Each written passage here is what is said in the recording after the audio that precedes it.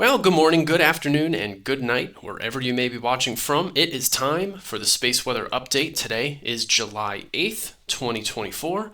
Well, let's jump right in. So, it has been a fairly quiet last 24 hours or so here on the Earth-facing disk, although we do have quite a number of active regions, as you can see, that are facing Earth. Pretty good scattering among the eastern and western portions of the solar disk. You can see about 4 or 5 active regions there on the western side of the disk, including 3731, which is due to rotate off here in the next 24 hours. The sun is rotating towards the right-hand side. And then you can also see this kind of really large region 3736 here, which doesn't seem to be all that active. The most threatening active region in terms of eruptive activity and solar flares is this region here, 3738. And you can see this is the MAG4 tool, which was made by the University of Alabama, Huntsville. This uses magnetogram data to actually derive the free energy associated with all these different active regions. If you're unfamiliar with it, this is kind of what it does. It measures free energy proxies for each active region on the solar disk.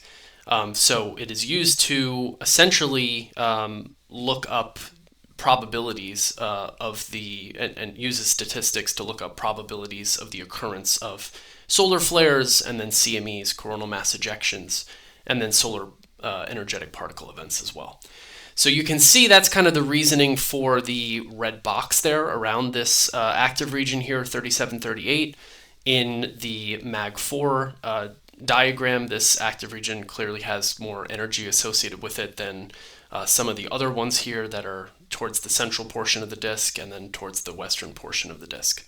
So all in all, we're keeping our eyes on all of these active regions, but in particular 3738, as it should move towards central meridian here in probably the next 2 days or so, in which case it will be more interesting in that if it does erupt, it could erupt with a potentially Earth-facing coronal mass ejection. So that's essentially it for the sunspots and active regions. Not too terribly much going on today.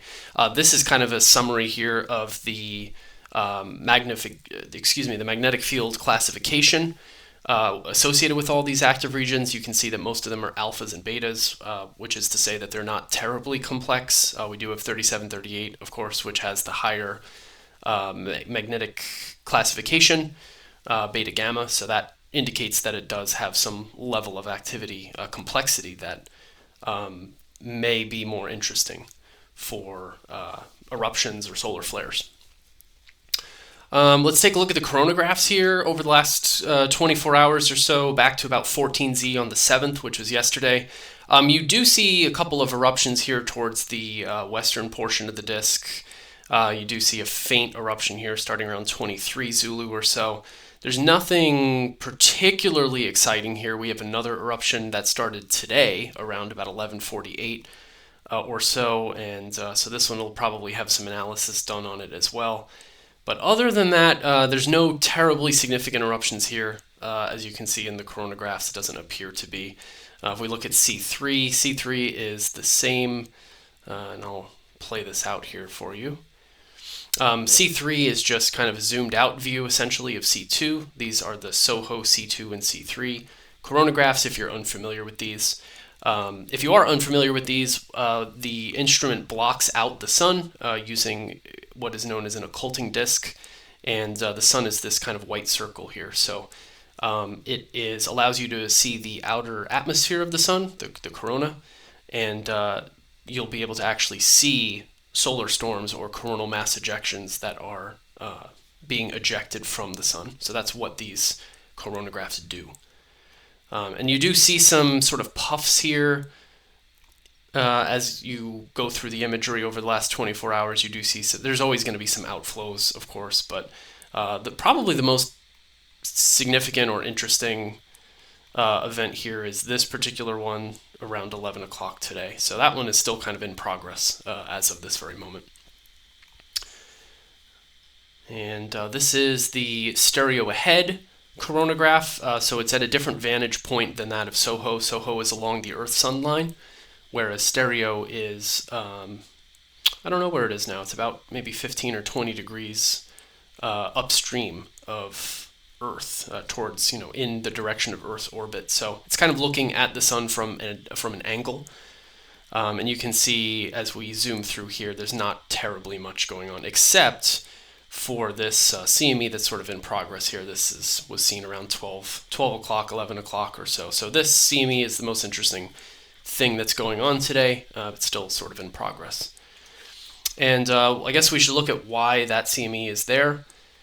Let's see if we can capture the event. Yeah, it looks like, as you can see, that eruption there seems to be associated with this very, very small eruption here, right around, you can see it occurs right around the same time, 11 o'clock or so.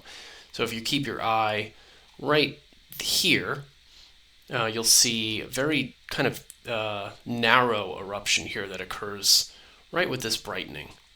And I'll show you. So this is the Solar Dynamics Observatory, 304 angstroms, which is the chromosphere. And you can see kind of a plasma jet, essentially, that leaves the sun. So that is what caused that CME that we were just looking at towards the west. And let's take a look at it in a different wavelength. This is 193, which is the corona. And it doesn't appear as well there. You can see that brightening right there. So if you keep your eye on that, you'll see the brightening, but you don't really see much in terms of like an eruption or anything the way that you do with 304. And then this is 131, which is great for seeing flares. We'll talk about this in just a second. This was a solar flare that erupted on the southeast limb, or maybe not erupted is not the right word, but a solar flare that occurred on the southeast limb here. Around 21 to 22 Z yesterday. So that didn't really look too eruptive or anything. And then you can see this flare occur right here. That flare, smaller flare, is what initiated that very narrow eruption. So probably not going to be Earth directed. It looked like from the imagery we saw over here, most of the plasma was being directed out this way and not towards Earth. So this is not likely to be a solar storm that is going to impact Earth significantly, but you can see that flare that occurred right here. A very small flare that had an associated eruption with it. Okay, so we're going to move over to the timelines. That's it for kind of the imagery that we're looking at today. Not terribly much going on, just one kind of minor CME so far today around 11 o'clock. This is the X-ray flux. The top left panel here is the X-ray flux, and you can see the X-ray activity has been generally pretty unremarkable or quiet. The background is currently in the C-class range. We did have this M-class flare over here, and that was the flare which was associated right over here. That was the flare that was associated with this kind of brightening here on the southeast limb.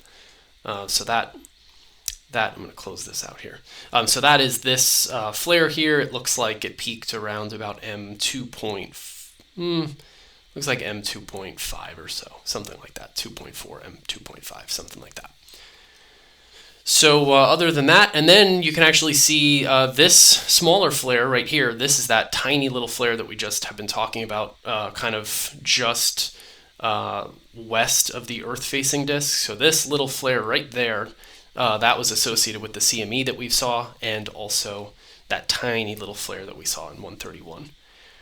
So that is picking out the features here in the flare activity. Moving down here, we're looking at the proton flux. All of the energy channels in terms of the proton flux are fairly quiet here. We don't have any energy channels that are greater than 1. So that's good. So the proton environment is very quiet. I guess I should give you kind of I'll give you just a quick look at what things can be like maybe when things are not so, things are definitely more busy.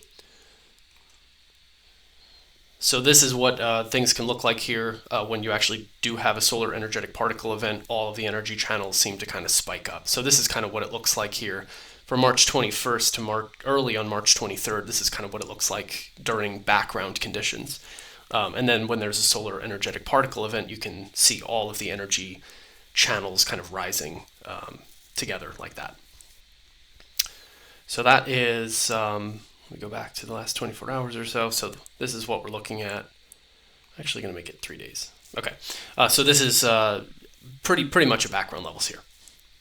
Electron flux also at background levels. We don't really start paying closer attention to this unless the electron flux gets up to about maybe 1,000 or so particle flux units. So you can see that things are on the quieter side right now.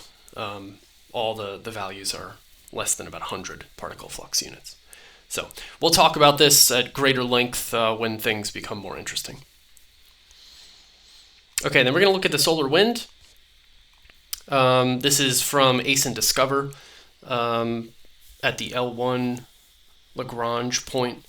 It's about 1 million miles or so upstream or in the sun's direction relative to Earth. So it's kind of a gravitationally stable point where the solar wind is being monitored. And this can tell us about if coronal mass ejections or solar storms are sort of on their way to Earth. It can give us about half an hour or so of heads up, 45 minutes or so of heads up. So you can see here, these, what you're looking at here is the magnetic field components in the X and the Y and the Z. So the green, as you can see on the key right over here, the green plot is the X component of the magnetic field. The yellow is the Y component of the magnetic field, and then the blue is the Z component of the magnetic field. And on the right-hand side, you actually have the sum total of all of those different parameters. So that's what we refer to as B total, or B sub T. So B total, the total magnetic field strength. And you can see that there was sort of an enhancement here early this morning, or right around about 10:30 or so, something like that. We did get above 10 nanoteslas. That's the unit of magnetic field strength. And then following that, things dipped down pretty considerably. So there was some sort of feature that arrived here, it looks like, early this morning, but it does not really seem to be very long-lived, very short-lived kind of feature here. Typically, we're looking for magnetic field strength consistently above 10 nanoteslas in order for there to be any kind of geomagnetic effects. Not always the case, but that's kind of just the background about this. Solar wind density and speed, yeah, it looks like something maybe arrived here. You can see early this morning around 4 o'clock, maybe 5 o'clock, something like that. The solar wind density did pick up pretty considerably to about, anyway, it was around 1 to 2 particles per cubic centimeter, and then it picked up here to about 10 or so particles per cubic centimeter. So there was some sort of very small feature that did arrive here at L1, which is kind of a cool thing to point out as we discuss the solar wind here on this video. You can also see the wind speed. This is the velocity, which is in kilometers per second. Very, very fast. We're talking about wind speeds, solar wind speeds that are on the orders of millions of miles per hour. So very, very fast solar wind speeds. But relatively speaking, these values here are less than 450 kilometers per second. So they're actually kind of pretty average for where we are in the solar cycle. Anything less than 400 kilometers per second, these values over here over the last couple of days have been on the slower side. So it looks like kind of in line with what we've seen with the magnetic field strength and the density. It does look like the wind speed has also picked up a little bit. So some indication of something, some maybe small feature or something that we saw. So unsure if this was either a very, very weak CME or maybe a very small coronal hole impact. A coronal hole can lead to a high-speed stream. So something's happening here, but not really strong enough to really warrant a full in-depth analysis of it. Yeah, and then temperature. This is another maybe indication that there's something happening here. Hard to say exactly what, unless you sort of pick apart the solar imagery over the last couple days. to get a sense of if something was expected to arrive near Earth. But yeah, this temperature is a pretty consistent temperature increase here. We were sitting about 30 to 50,000 or so Kelvin, and now we're up towards 200 or so. 200,000 Kelvin. So something interesting here. This is not probably this arrival or impact, whatever it is, whatever you want to call it, isn't probably going to leave any kind of effects in terms of a geomagnetic storm for the rest of today. Mainly the magnetic field has really died down since then. It's went from 10 to all of 1 or 2, maybe 3 nanoteslas since then. So we'll have to kind of keep an eye on this this afternoon and see if if anything changes with this, but not likely to really cause any like geomagnetic storms or anything. Speaking of geomagnetic storms, this is the planetary K index on a scale from 0 to 9.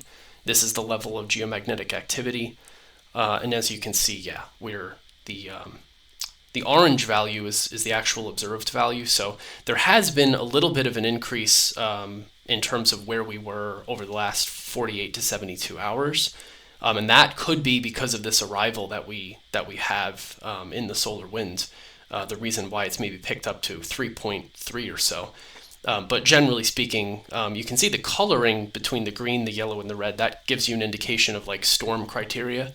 So anywhere from 4 to 6 would be considered kind of a minor storm, whereas if you're in this red area, that would be considered a major or severe storm, geomagnetic storm. So we're still kind of sitting, below the threshold of sort of minor storm. So, but you might refer to this as active geomagnetic conditions, maybe quiet to active geomagnetic conditions with a KP of 3 or so. So bouncing between nothing happening and sort of storm conditions. So that's about it for today's space weather analysis. Thanks for tuning in, and hopefully we're going to try and make this. Hopefully we'll try and make this kind of a daily thing as we go forward, or maybe once every other couple days. So yeah, looking forward to bringing you all some space weather updates. Thanks for tuning in, and we'll see you again in the next video.